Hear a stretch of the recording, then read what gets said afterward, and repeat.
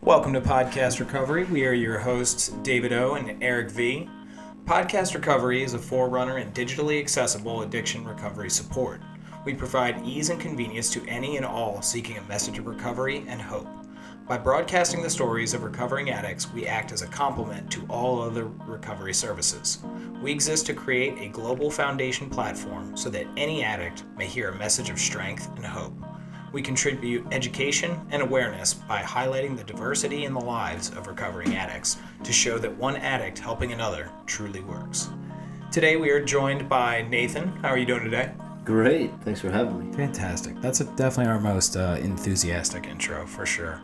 Where are you from? I'm from Columbia, Maryland. That's where I grew up. All right. And when were you first introduced to recovery?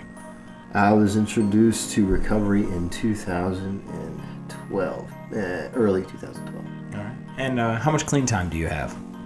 Right now I have 5 years and a little bit of change, so 5 years and 2 months. Fantastic. Well, I think we are ready to hear your message of recovery. So. A message of hope. Message of hope. Yeah. Turn it over These to two you, probably buddy. heard it quite often. I know David just heard it recently. Actually. Just recently, yes. Yeah, you are the bringer of my message as of late. And it's been a while since I told my story until you asked me. So I guess I did a little bit of my anniversary too. But so I started out in Columbia. Like I said, I'm from Columbia. And I was born into a family, middle child. Got my older brother, my little sister, and we lived in a neighborhood called Allview Estates, which is an old neighborhood. It was actually built before Columbia was, which Columbia is a planned city, as we are very familiar with. Yes. David and I. And it was a lovely neighborhood. I mean, you got trees that have been there for a long time. You got old growth forests and little streams coming through there. So just a nice place to grow up.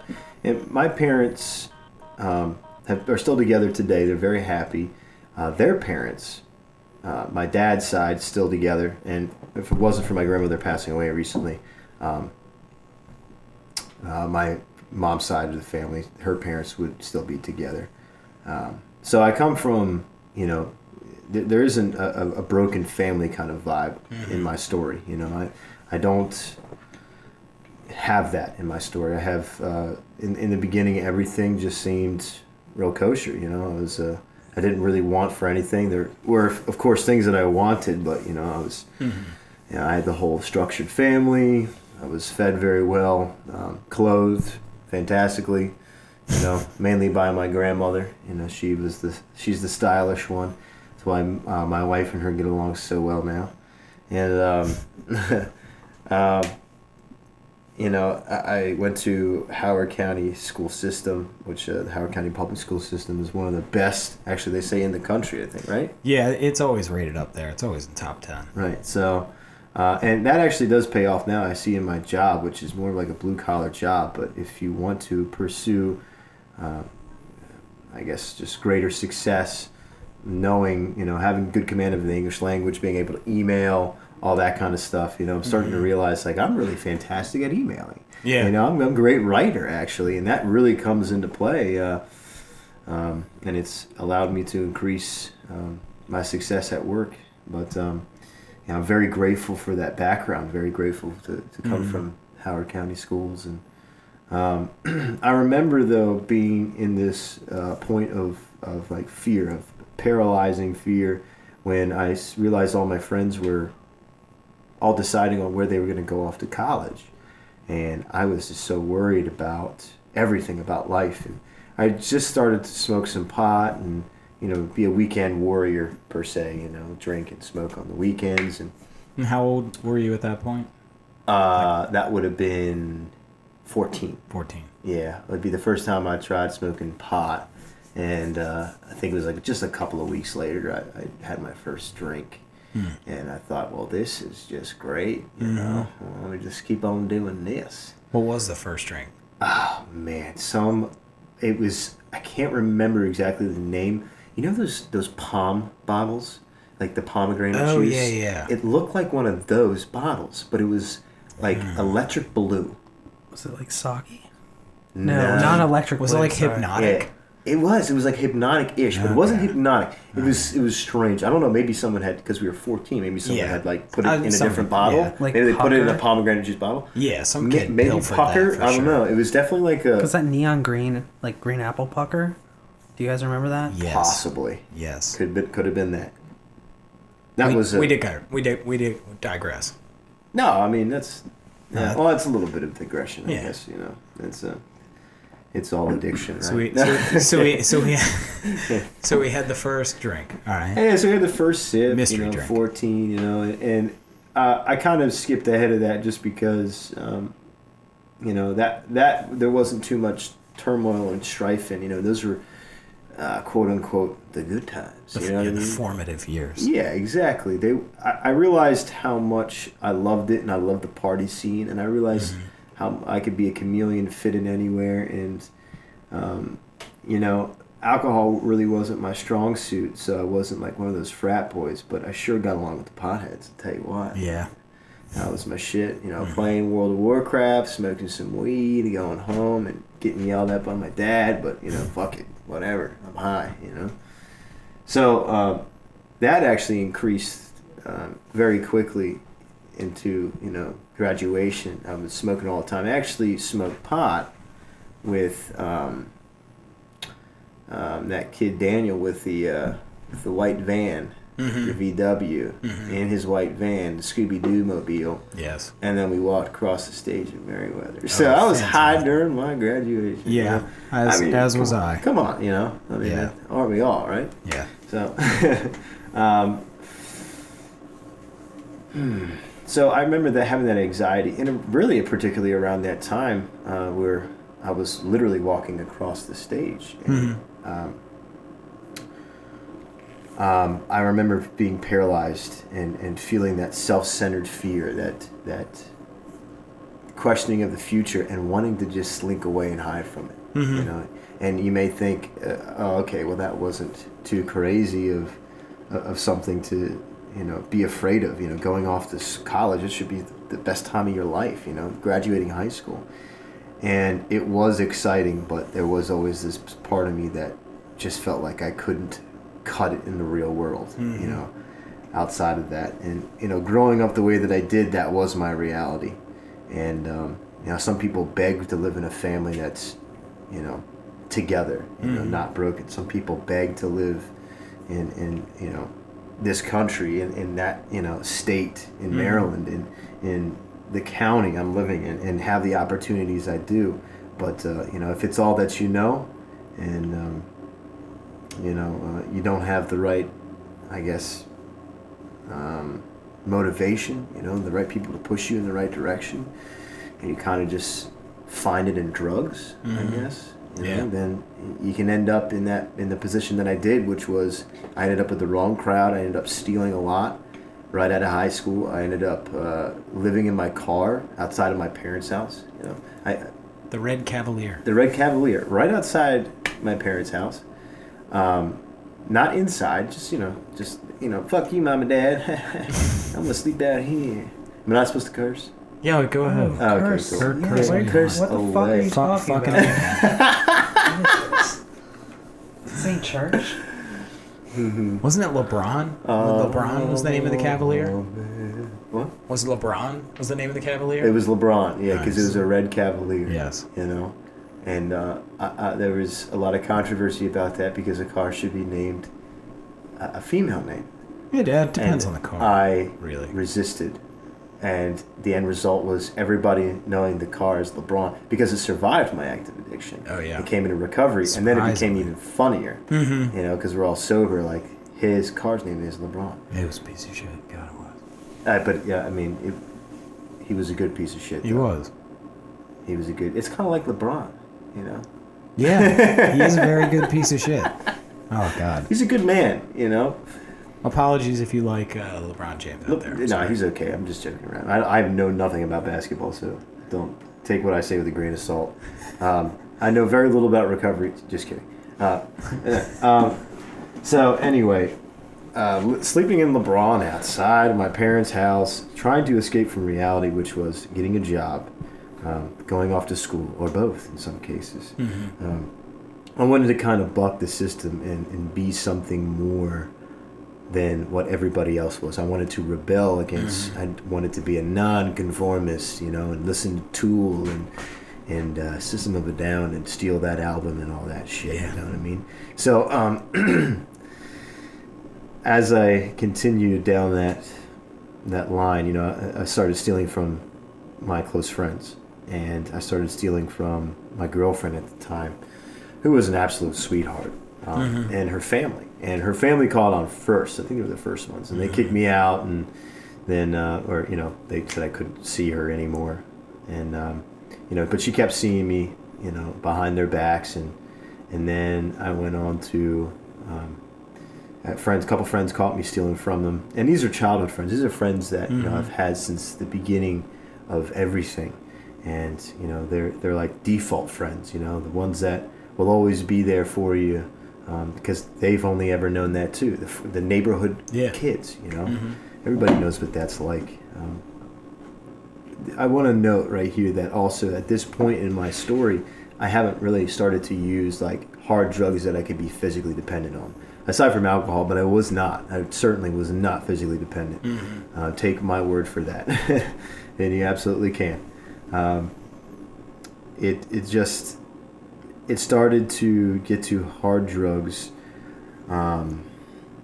actually I was still dating that girl, and she had given up all of her time to come and go out of her way to come and see me around her parents' backs, and she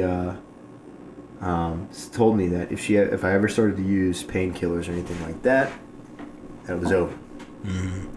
And, of course, me, I wasn't paying attention, or I didn't give it, rat's ass about, what I could and couldn't use at the time. I was just going to do it, I guess you mentioned it one time, me and this guy, Jeremy, were using them, and he, she was hanging out with us like, don't you dare do that again. And I'm like, oh, all right, fine, whatever, just to shut her up. So she was trying to protect me and warn me against that. And, eventually I did start using them, and I started using them by myself. And she caught me. Another time, she let it slide, and then I just slunk into isolation so deep. I just got this Pizza Hut job, and I was making really good money in tips, and I just takeaway cash. You would get your pizza. Some of those folks got cold pizza because I'd run out and pick up. And run on back to because I was getting sick. I had to go run to the dealer, and come back with the cold pizza, and then I'd write my own tip on your slip. And, oh shit! Yeah. That's ballsy. Yeah, the stealing, man. Stealing.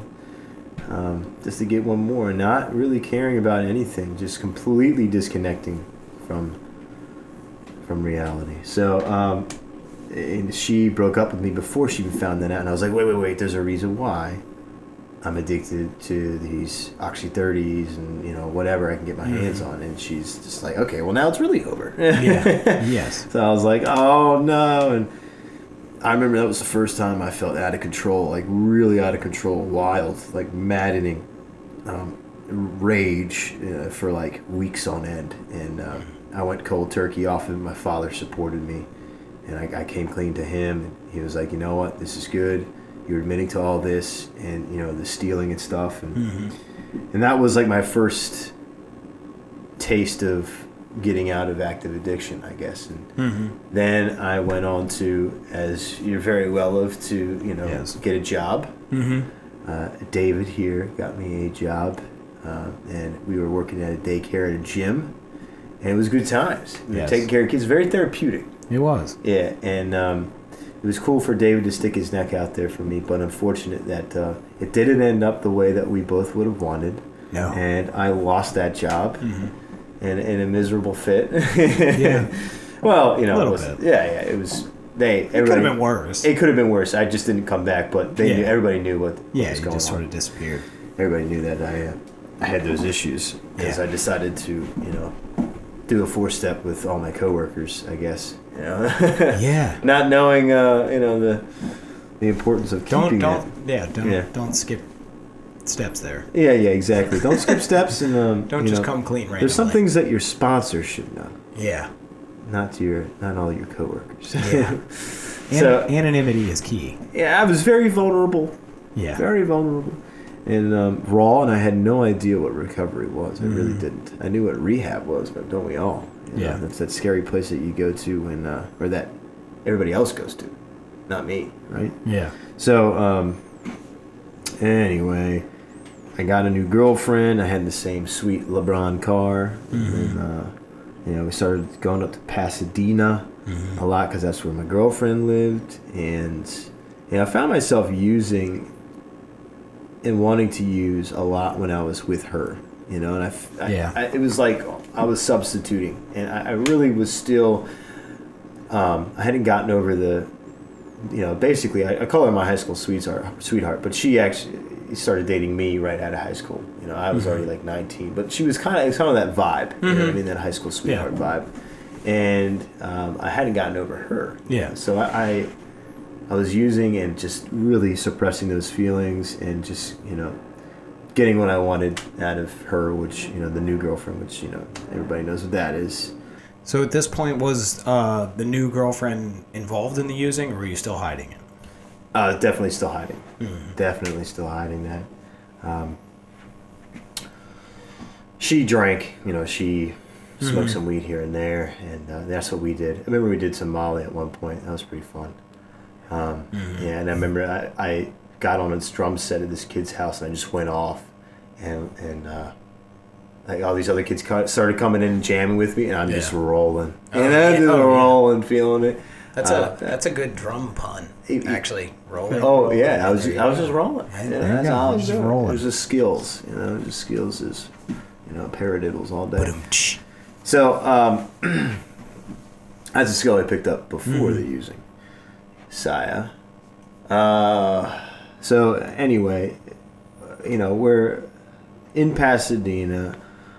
We're together. We're at her parents' house, and we're not at her parents' house. It's just easy for me to go over to a friend's house that had, a river house, and he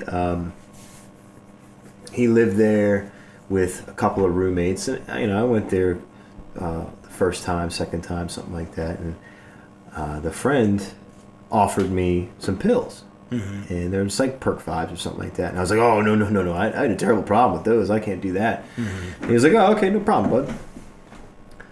Next day, I went back there, and I said, hey man, you got those pills?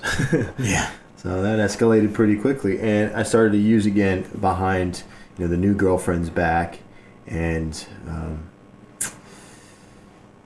back and forth from the river house to her house, and flunking out of work, that new job that David had graciously helped me get, and eventually I lost the job, and I think that was about like the end of June, almost middle of June-ish, and I had this friend since from the beginning, and he was a childhood friend in that neighborhood, and all the other neighborhood kids kind of dissed him and didn't treat him very well, and God bless my mother, she gave me a bleeding heart from the get-go, and I always have been able to see the good in everybody and been a voice of fairness. Not many people listened to me when I was younger about that fairness. Now, a little bit more now that I'm an adult. But, at the time, I just, would express that quality, that trait through action. And my friendship with him was part of that action. I didn't see anything coming out of that relationship at first when I first met him, and I didn't see it being like a two-way street where he would give me something. I just saw it as me giving him, because I'm pretty cool, and I'll be your friend, and that that's it. Just seemed like it was a one-way street. But as I got to know him, we had a lot in common, and really helped with those like formative years of growing up. Like some of my best memories are with him. And his mom would take us really cool places. She was, a great mom. I was basically a part of their family, essentially. I guess is what I'm getting at. And he had 2 older brothers. One that was 10 years older than him, and one that was I think about like 6 to 8 years older than him, something like that. Now the one that was 10 years older than him, he always struggled with depression, and he would come downstairs and tease us and stuff, mainly tease my friend, and he'd do this one thing, and he'd come down and be like, "Who wants a swirly?" And we'd just be dying laughing, and my friend would be like, "No, no, no," and like try to like hide from him, and he's like kicking him and stuff, and he grabbed him by the ankle, because my friend was actually like really small. He was actually like born prematurely. He was a tiny guy. Yeah, he was very skinny, and he had a speech impediment, and just he didn't get really. It just he was such a nice kid, but like most kids, he was a kid, so he'd act out and stuff like that, and that's what kind of put other people off, I guess, is his personality too. But anyway, his brother would grab him by the ankle and hold him upside down over the toilet, pretend he's gonna dunk him, and the door would be closed, and all I would hear was a flush, and be like, "Oh my God, he did it!" It's just he was fun, and You never did give him a swirly, did you? no, of course not. But I don't know, maybe a finger or two landed in there. So anyway, and he would tell us these scary stories too when we have sleepovers, and they're so stupid, but we enjoyed it. Any attention, we enjoyed it. So just he was hanging out with us. We'd always been friends, and he loved smoking weed just as much as I did. We were both skinny little video gamers, so. Smoking pot was amazing to us, and we would, he would come out, and I'd invite him out, and, he'd always been my friend. So, I'd introduce him to people and be like, "Yeah, I know he's a little quirky, but, he's my buddy." And, one day he said, "Hey, let's take my parents' checkbook and write a check." And I was like, "All right, cool." I ended up just taking the whole checkbook. And I started writing, and I'm freaking, 20 years old at this point. I'm an adult, I know better. I take that checkbook, because I know what comes at the end of it, and I've already started to take pills again, and, we're down at this river house, and we're going back and forth from there, and I start writing checks. I just start staying up there, and I'm writing checks for, put gas in my tank to get drugs from, my now dealer at that river house, and during the month of July, it started around then, because that was around the time I lost the job. Yeah. And I kept writing checks like $200, $300, just pilfering small amounts, and added up to like $2 or $3 grand in the end of the month. But during that month, it was right smack dab in the middle of it. His older brother ended up committing suicide. That same one who come down and give the swirlies and stuff and do all that, whatever. I knew him very well, and I knew I registered in my head, even though I was using constantly, what had happened, and I knew how much pain my friend was in, how much pain his family, which, like I said, his mother was like a second parent to me, and I just kept stealing that money. I kept writing those checks, and I kept cashing them, and I kept using, and that's one of the big things that whenever I get sentimental about those beer commercials that come on during the Super Bowl and such, I always think about that. That'll snap me right out of any type of temptation I have to use. That guilt.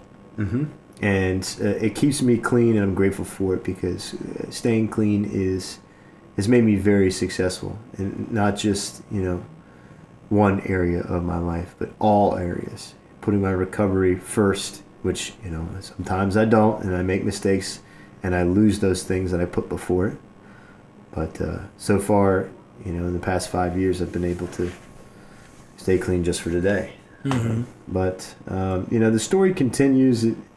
I ended up getting clean because I get caught stealing those checks, and they come over to my parents' house. I have to meet them there, and there's like a come to Jesus, and they're like, "Well, should we send him to jail? Should we keep him?" And of course, they didn't send me to fucking jail, Did you know that, like, you were heading into that meeting? Yeah, okay. I received a call from my friend's father, which of course he was, he was He's a Vietnam vet, so you can imagine his person. Mm-hmm. But he's a gentle dude, and he treated me like I was his own son, and he kept treating me like I was his own son.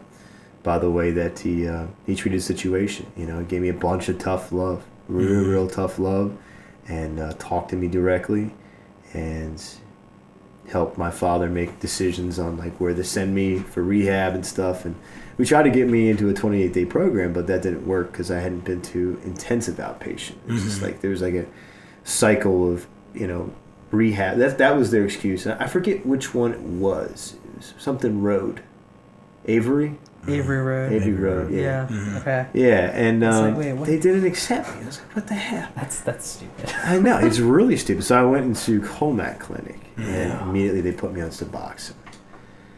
No, I'm sorry. First, I started my recovery with a Suboxone doctor. Just and he was like, "You going to meetings?" And I was like, "No." And he's like, "All right, well, you should. You take this prescription." You know what I mean? Like that's it. That was my visits. Really like, off the cuff. Yeah, just like dude is just making bank off this new drug. So then after the second stint with the new girlfriend I was just talking about in the River House and all that, getting caught with the checks, then I actually go back and start using again after I get it with the Suboxone doctor, because then I can just use the Suboxone to my advantage whenever I'm going through withdrawal. And I got big into cocaine at that point, and it was really cocaine that brought me to that ultimate desperation. Oh yes. And then I got, after the third stint of getting caught and coming clean and all that, I went to Colmac Clinic after they said no at Avery Road, and they too put me on Suboxone at Colmac, and I thought this is fucking great. Doctors said it was a therapeutic drug, and I was like, yeah, hell yeah, it is. Yeah. And it's nowadays I hear therapeutic drug. I only hear the word drug. I heard therapeutic back then. I just hear drug, and it got me to a certain place, I guess you could say. Well, I'm not even going to say that. I'm not even going to say that it helped me. I can't. It's just a part of my story. Period.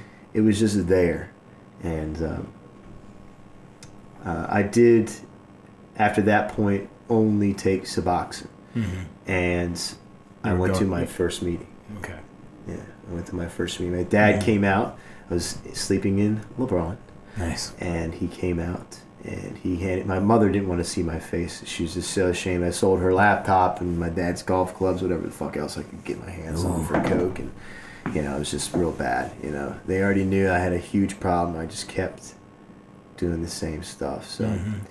He came out and he handed me a cold piece of chicken, and he said, there's this meeting going on down the street, and I had very little knowledge of meetings, but I thought, anything's better than sitting in this car again reading the same magazine. So yeah, I went and I drove down to the meeting, and there's someone there I hadn't seen in a while. His name was Brad, or is Brad. He's still with us. Yes. Yes. Very much so. Very much so with us. Yes, he is. And Bradley and I lived in the same neighborhood, went to the same high school. Closer towards my brother's end of the generation, but he... Right in between me and you. Exactly. Right in between you and I. And he showed me Dewey. He knows Dewey. Yeah.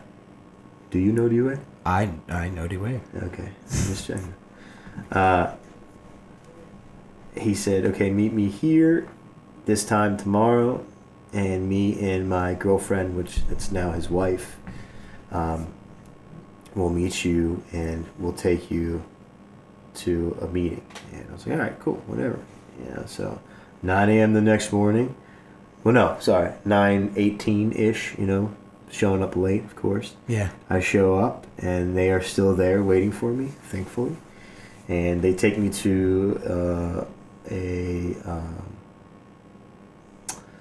was a special event for a 12-step program, and they had like corned beef and cabbage. It was St. Patrick's Day. Oh, nice. So I got in because I had a white key tag, and I showed that as like my admission, and we went to like 3 other meetings that day. And I heard this guy Bruce, he shared, and Bruce, if some of you know him, he's got a crazy story, and I was like, holy crap, man! If this guy can get shot, and his significant other died because she fell off the motorcycle he was driving, and all this crazy stuff, and I'm like, wow, if he can get clean, then I certainly can. I went to a few other meetings with them. It was just a day filled with recovery and introduction to the 12-step program. Excuse me. So the rest is pretty much history from there. I just really liked it. I liked the love that I was shown, the appreciation I was shown, and I loved how I could just tell them anything. And anybody in those rooms, including Brad and his wife Kim, I remember Kim like looking over at Brad at one point and being like, "Oh my God," you know what I mean? Like I remember what that's like, and I was just so new, just spilling the beans, like, yeah. And I just wanted to be free of all the lies I had woven, and this person that I become that just wasn't me, man. I didn't want to be that guy anymore. I wanted to live the life of the person that I was always meant to be, the person that my folks raised me to be, that all my wonderful family and friends had intended for me. And I was on Suboxone for a long time, 14 months, and I kept going to meetings, and I kept coming back. That's what they said. And a lot of people had opinions about the Suboxone. A lot of people wanted to, they didn't really like oust me, and make me feel unwanted in a 12-step program, but they did make it a little bit awkward. I remember one guy after a meeting said to me, he's like, "Hey, I found out something," and this is an older gentleman. This is a guy he didn't have much clean time. I still don't think he does. I think he's still struggling. And I say that to say, we'll take it with a grain of salt. He's not really like a pillar in the community per se, but he still said to me, "I found out something that I don't like. Something about you I don't like." And I was like, "What? What could that possibly be?" And he said, "You're on Suboxone." And I was like, okay, and like the me today would have been like, well, I appreciate your honesty, but I really don't care, But to then I was like, well, why? 100 people in the room, 99 of them love you. One of them just kind of likes you. Me, I always go for that one that kind of likes me. I got to convince him, Oh yeah. Like, why? And this is no point. So there's always going to be that one person in the room that goes against you, and sometimes there's more than just one. So you got to find your tribe in the 12-step programs, in those meetings. And I certainly did in Brad and you and Mr. Eric, the scientist. I ended up, actually, it's pretty funny because when I finally did get off Suboxone through the help of 12-step program and a sponsor, and the community, the recovery community in general there, I ended up, the first day I called Eric. No, that was the second day. But still, it was the first day I had off of work. So it was very important that I spent my time wisely. And I said, "Hey, man." It was like, what? It was like, 9 o'clock in the morning, Eric? I said, "Come to Chick-fil-A, I'll buy you a sandwich." And you were just like, "All right." You came, right? It was, yeah. Yeah, we went there, right? We went there. Yeah. And then I took you to a meeting that I was chairing. Oh, yeah. I heard the message of hope. And then you remember what you did? We went to your house, right? Yeah. And I sat in the sauna, and you had that big screen TV down. Is that still down there? Mm-hmm. That's all. Oh my God, we can still witness it. Wow. Fantastic. It hasn't changed. I got in the sauna, and I sat in there probably for like an hour. And I watched the end of Garden State, that movie. Good, Zach solid movie. Cried. Yes. But it was just sweat because you couldn't tell. Yeah, in the sauna. Of course.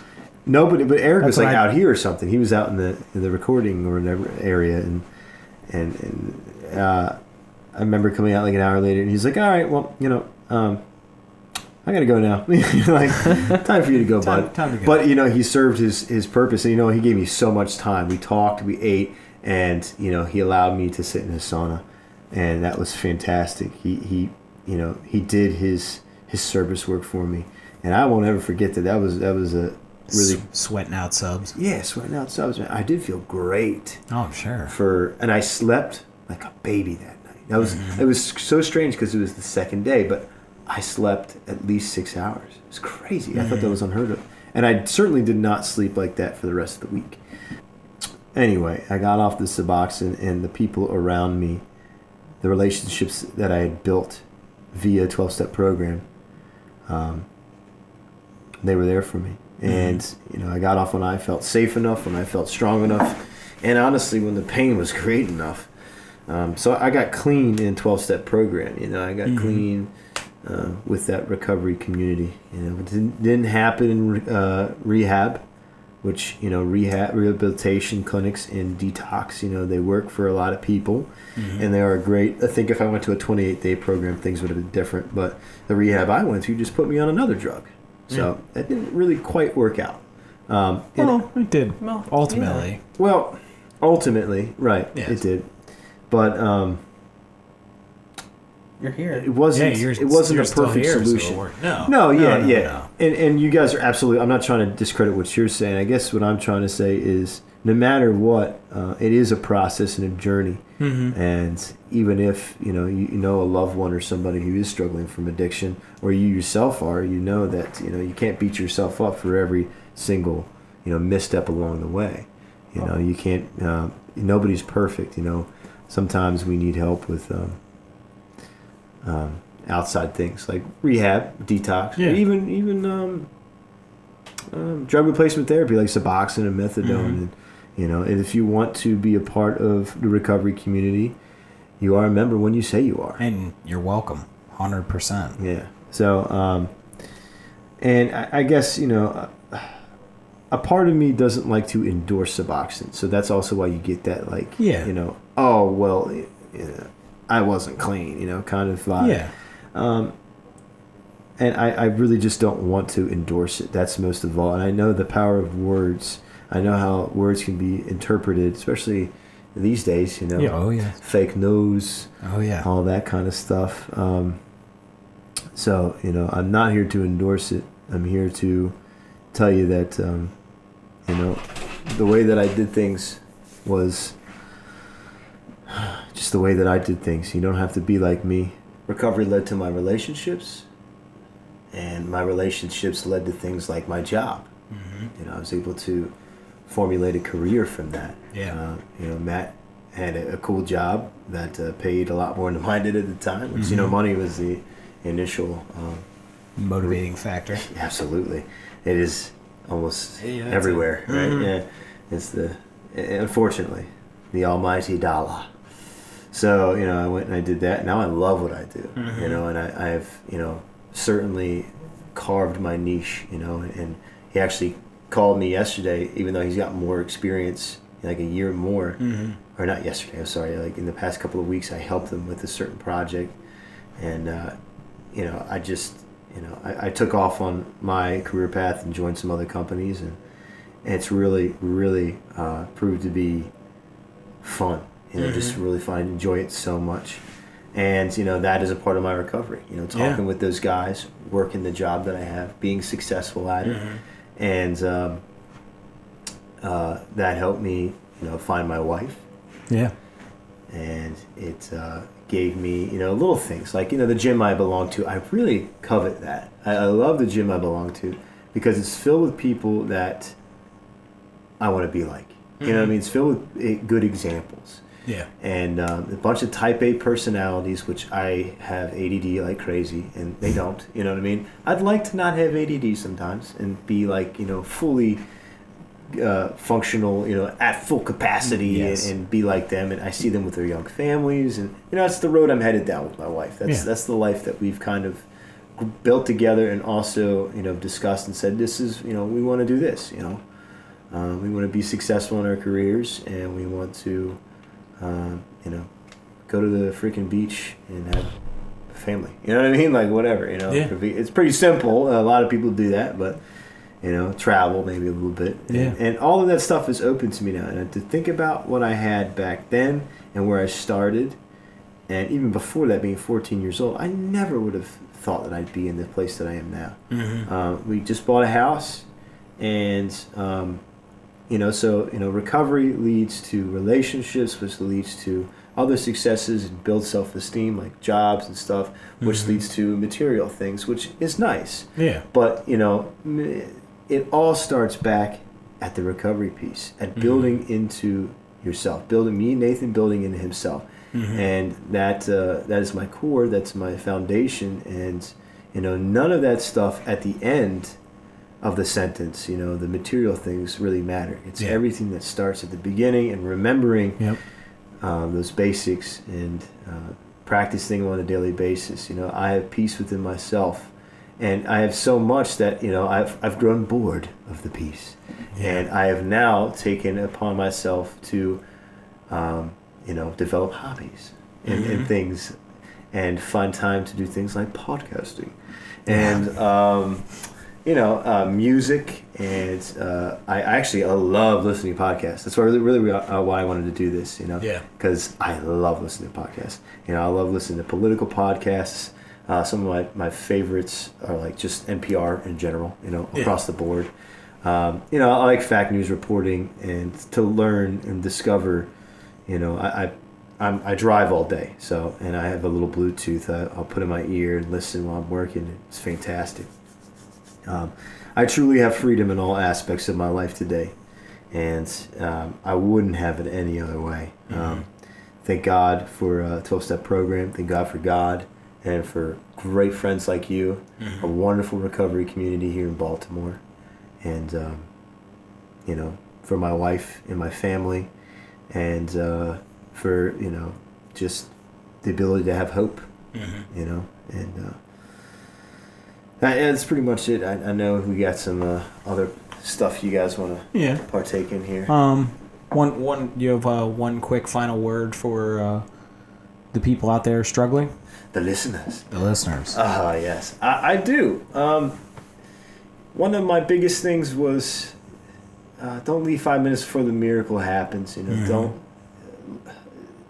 keep coming back. That's a big thing in 12-step program. It's a huge saying. No matter what 12-step program you choose to belong to, which I truly think that that is one of the best ways to practice recovery, is to keep coming back. Go to meetings, pick your poison, whatever it may be, and choose a meeting, stick with it.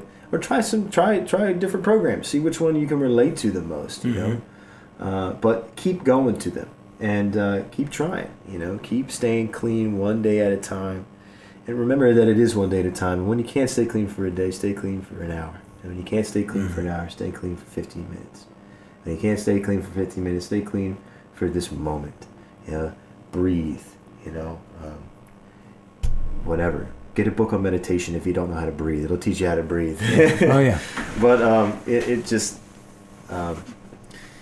if you're struggling, call somebody that can relate to your struggle. Talk to somebody about your feelings. Another great way, if you don't feel like talking about it, and it's something that you do have to keep to yourself, then still call that person, because I guarantee you, and if they don't pick up, call the next person. And if they don't pick up, we'll call the next person. You know, those of us who struggle from addiction of drugs, you know, understand that if the dealer doesn't pick up the first time, you call the other one. Yeah. And then you call another one, and then you call another. It's the same thing with the dealers of hope. Exactly. Call one, call the next, call the next. Those people who have your best interests in mind, your crew. And you're not alone. That's right. You're not alone out there. It's not just a disease of drugs. It's a disease of a personality in the mind, right? Mind, body, and spirit. And it's disease. Oh, mind, body, and spirit. I love that. It's a disease of isolation. You know, we are social creatures. And I'm truly a believer. I love science. I love, religion is not really for me. Spirituality is great, and you know, I believe in a power greater than myself. But I truly draw a lot of my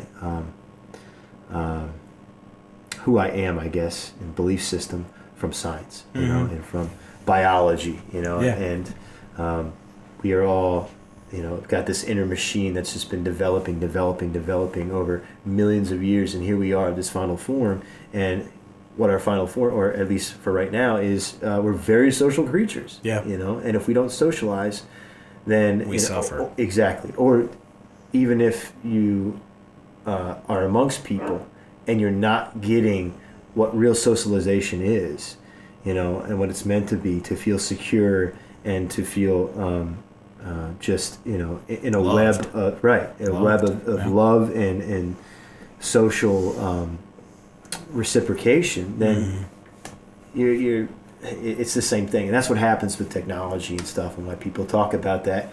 And social media can end up disconnecting us more than it does actually connect us. And you know, that's where all of that comes in. You know, build real relationships. Don't just say, "Hey, how are you?" if you're not actually going to listen to how that person is. Yeah. You know, find genuine conversations. You know, find those types of people. And like I said, I kind of trailed off, but you know, if you're struggling and you call somebody to get outside of yourself and to have them help you through it, you know, or there's something you can't talk about, you know, and that you'd rather just share with your sponsor or someone close to you that isn't that person, but you're only able to get a hold of them, listen to what they have to say. If they have a problem, you can help them. And that also, too, will get you out of that, you know, moment of obsession of using. So those are just a couple of quick tactics, but that I like to go by. So Fantastic. All right. I'm going to turn it over to our mix master scientist over here, Eric V. Eric V. Yeah, we're not there yet, but Yeah. Are you Eric Few H more nowadays? weeks. Yeah, Eric V. Oh, Eric V. my Yeah, goodness. still Eric V. Still Eric V. My goodness. All right, first question. So, let's see. All right, so early in your story, you were talking about, you know, rebelling from conformity and trying to steer clear of the norm. And you were talking about expectations, and I'm curious because, you know, we've all been there. You know, I dropped out of my first semester of college because I wanted to snort I did coke too. and hang out I totally in like dropped out. the city. Community college. So, you know, what were your expectations from rebelling against the norm? Like, what were you planning on getting out of that? That's a good question. Oh, God. Just Yeah. not having to, you know, work a job, you know, go to school, and you know, to do all the things that I saw people around me doing. You know, what was normal, I guess. What would be, and that's a good question. Like, define normal, right? And to, you know, work the 9 to 5 and be a drone, and you know, I had a couple of jobs, and I honestly I hated them. And I thought all jobs were like that, so that's what kind of put that taste in my mouth. I guess it's this like, you know, I'm knowing everything. I'm all knowing. Like, you know, I know how this is going to turn out. Yeah. And expecting the worst from it, you know, expecting that to be just as bad no matter where I looked, you know, no matter what form a job came in, no matter what form of, you know,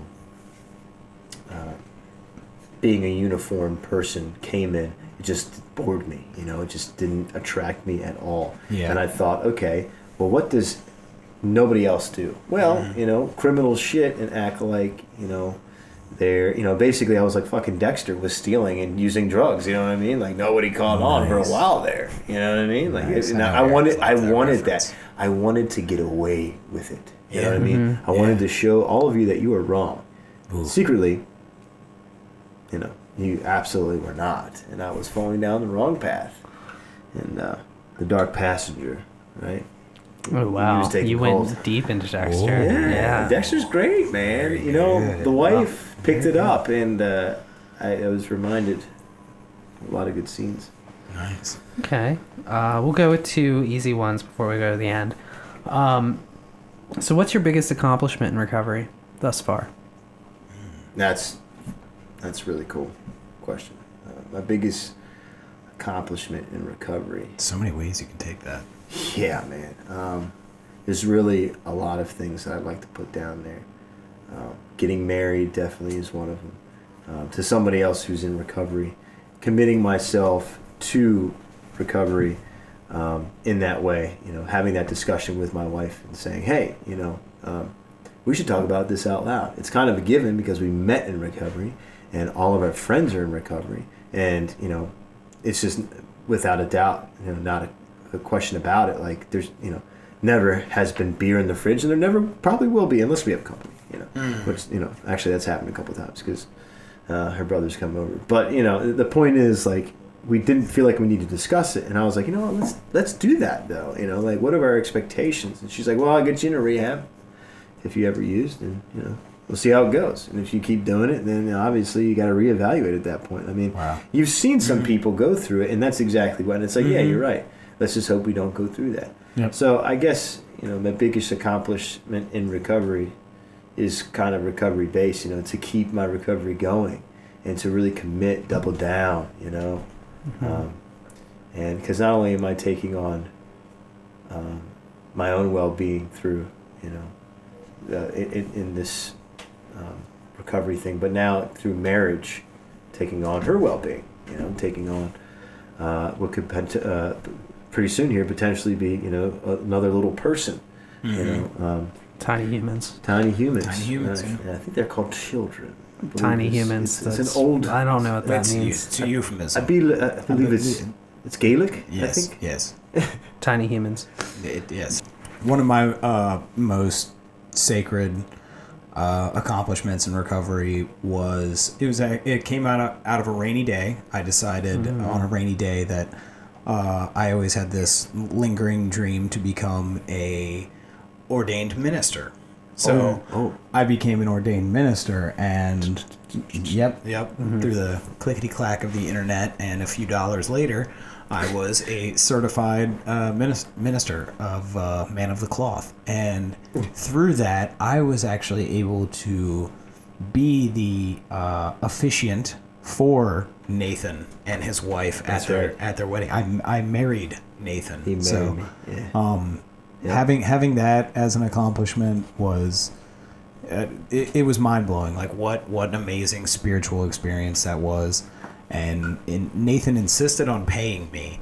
I denied payment like for the entire time because like which is cool. I understand. It's not about that at all. Like it's not about money. It's just something that like I want to be there for people. And like we were talking about with relationships, just be part of that relationship. And the son of a bitch like snuck an envelope at my work, and he was like, "Oh, just give this to David." And they were like, "Oh, I don't know, Nathan left this here for you." And he, there were some bills in there for me. I was like, "That bastard!" He paid me secretly. I wanted to also the note was a big part of it too. The note was like, I want this to be a reminder to keep doing this, and this is what you deserve for your services, because it really was fantastic. You put together all this, and you spent time and gas and stuff like that to come out to us. And I know we live special in a community of giving, and that's how we are, to give and not expect anything in return, which is fantastic. That's a huge part of recovery. Figure. Let's just do a high five over there. Yeah, I know, right? Boom. Right. Hey, did you hear the high five? Did you pick that up? Yes, I did. Yes. Okay, fantastic. All right. So, since entering recovery, other ways addiction has manifested itself. I know you're a gamer. So what would you say? We haven't quite gotten to my story yet, but I have tons of different manifestations. Right now, I'm a workaholic, 100%. Certainly. So that's why I was late to this, actually. Yeah. So what would you say is your biggest manifestation outside of drugs? Oh man, I really hope my wife isn't listening. Well, then we know the answer. I don't know. already. No. Work. I am a workaholic, but I also have a great enabler at home. She says, I don't care how much you work. You work all you want. I make my own schedule at work.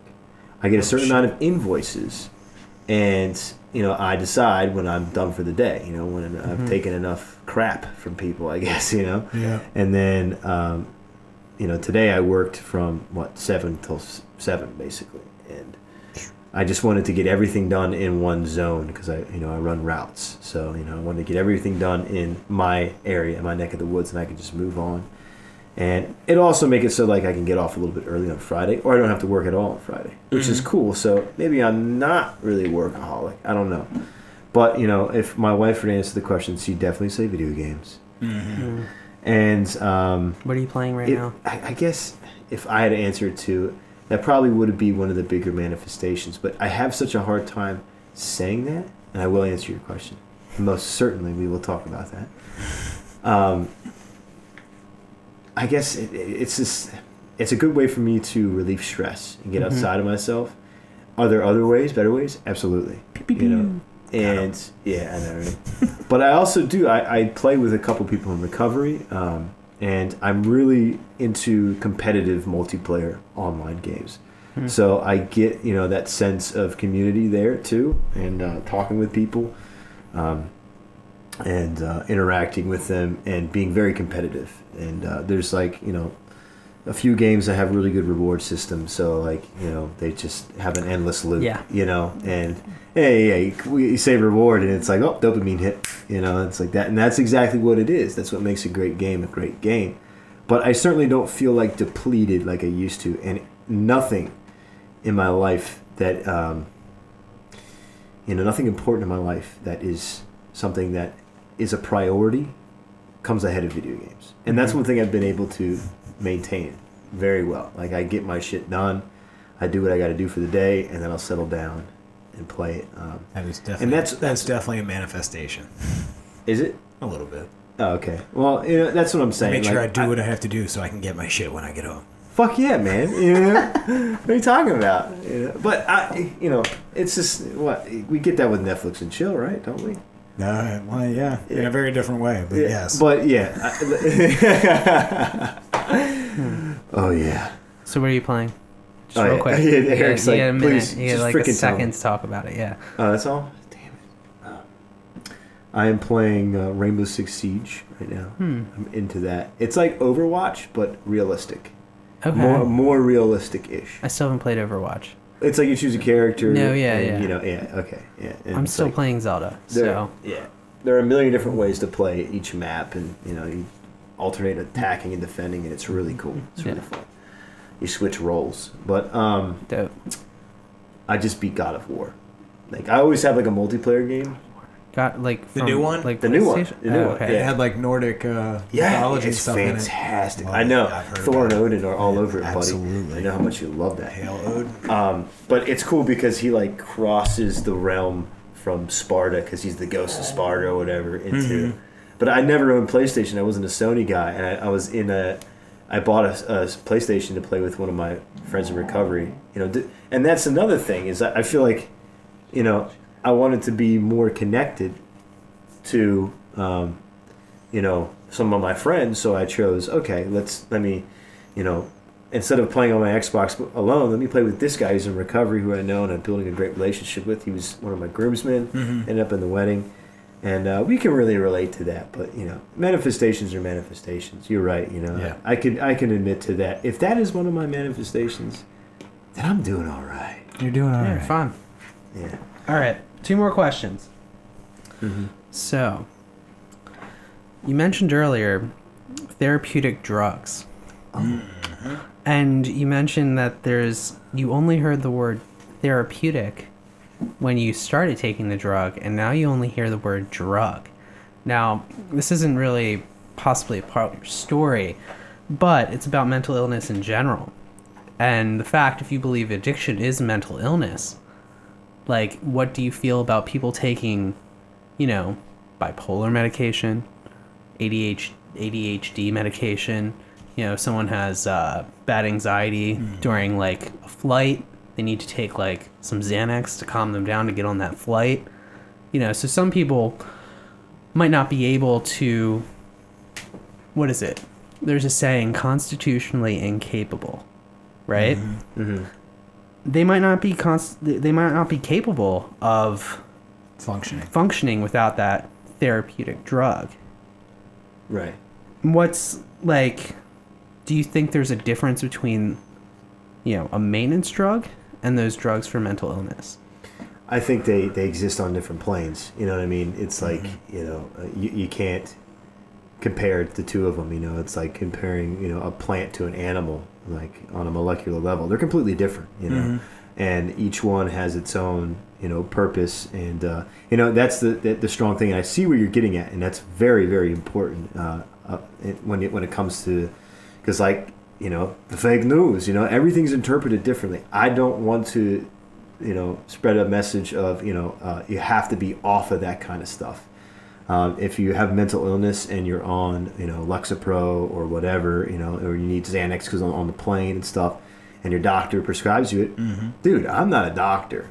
My story is my story, and I don't want to endorse Suboxone, but I also don't want to, say that it's something that you shouldn't use altogether. I'm just saying, if you want, you don't have to, But if you think that's the only way out, then certainly. And when it comes to the mental illness and those types of drugs, the best cop-out is just to say, well, I don't have an experience with that. But I honestly think from the bottom of my heart, like if you have mental illness and, addiction as a mental illness, then okay, yeah, it can help, And it's, I guess, more of a matter of perception, Yeah. And that's really what I want to push on by saying that. And this is good because now I know that I need to explain that a little bit further. It's just a perception. It's just me going from, growing as a person and understanding who I am, and how my belief system has developed when I was, using Suboxone and on, therapeutic drugs or drug replacement therapy, and when I'm off of it. And but most certainly, like if you're on any of these antidepressants and you have depression, you have a chemical imbalance, like I said, that is science. I'm a strong believer in, biology and making sure that we are, following that as a rule of thumb. That is a huge part of my belief system. And if you have that chemical imbalance of dopamine and all that oxytocin and all that that's going on in your brain, and you need that to survive, regulate, maintain, essentially, survive, because it can end up killing you if you don't function. Yeah, that is a disease too. Mental illness is too. Addiction can be so open-ended, and my story is just my story. Everybody's is going to be different, but I guess my purpose is tell my story so that if you do find something in it that you can relate to, then good. Hang on to it and take the suggestions that I gave to, when David asked me, what do you think someone should do? Does that answer? Yeah. Yeah. Real quick. We're gonna continue on this for a second. I love it. This is a great topic. You're kind of saying now, because you were talking about Suboxone and the difference between you were on it for 14 months, right? Total like 20. Well, but that 14 in recovery. Yeah, in meetings. Now, was that not? Do you think of that as a slight, or do you see it as less than your recovery now? I mean, it's an important part of your recovery. Right. It's the beginning, right? Well, I mean, you were kind of saying like it's. You were speaking about it as like almost like it doesn't hold up to where you're at now, but I mean it's the foundation that you're standing on now. Without that 14 months, you wouldn't be here. Right. Yeah. Right. Mm-hmm. So I mean, do you think of it as kind of like a jaded experience? But I mean, it's part of you. Mm-hmm. Right. Yeah. And this is why I love you, Eric, because you're right. Absolutely. That is a very, very important part of my recovery. And I do skip over it. I don't know if it's because of time or I am becoming, jaded in a sense. Like now that like I'm so far past it and it's like, well, this is the only way to be. No, like that was all the information I gathered there was extremely important. And that's why, that whole keep coming back piece, is important. Why I feel like I'm such a believer in it. To explain that in detail is important. What it means is that I came into this program and I wasn't fully who I could be. I was still physically dependent on something, and it allowed me to build relationships and learn and hold down a job. And yeah, I learned a whole ton of stuff, Eric. You're absolutely right, man. That actually is the most important time, right? You know what I mean? Yeah. That's actually more important than now, because that built everything. Without that, All right, I'd like to add on to that little coattail. How empowering was it to really have that choice, to really find it in yourself, like when you were ready to come off the Suboxone, that you had the support of all these other people to really guide you to no longer having the desire to continue with the maintenance drugs? Like, how empowering was that? honestly, a big thing, a part of it was physical symptoms. I was getting a lot of side effects. Mm-hmm. So that had a huge influence on the exact timing. Mm-hmm. But I'd always, in the back of my mind, knew that it was not sustainable. And it Mm-hmm. cost a fortune. I'm sure. Especially before the deductible was up. Which, Yeah. I met the deductible, every year. And then it reset, and it's paying like $400 per script. So it's a lot of freaking money, man. Yeah.